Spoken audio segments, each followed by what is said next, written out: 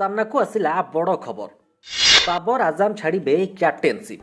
चली टी20 world cup रे भारत ठारू पाकिस्तान पराजय पर पाकिस्तान पूर्वतन अधिनायक सलीम मलिक बाबर आजम अधिनायकत्व उपरे प्रश्न करिसेंती। 160 रन लक्ष्य स्थिर करिबा परे पाकिस्तान मैच को नियंत्रण करने को समस्त सुजोग पाइथिला, कारण भारत 31 रन पाई 4 विकेट हराइथिला।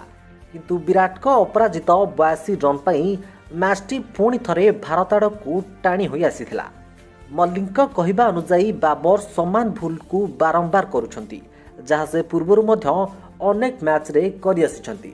तेणु से कहते जे एही स्टार बैट्समैन को अधिनायकत्व छाड़ी देवा उचित।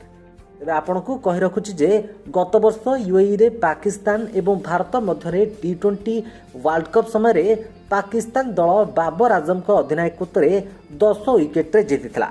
विश्वकप इतिहास रे भारत विपक्ष रे यह पाकिस्तान रो प्रथम विजय थिला।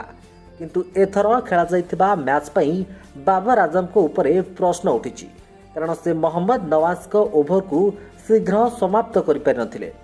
दर्शक बंधु, आपण को मत कौन रोची जे बेस्ट कैप्टेन रोहित शर्मा ना बाबर आजम, ए दुई जन भितर किए होचंती बेस्ट कैप्टेन? कमेंट करने को बिल्कुल भूलिबेनि।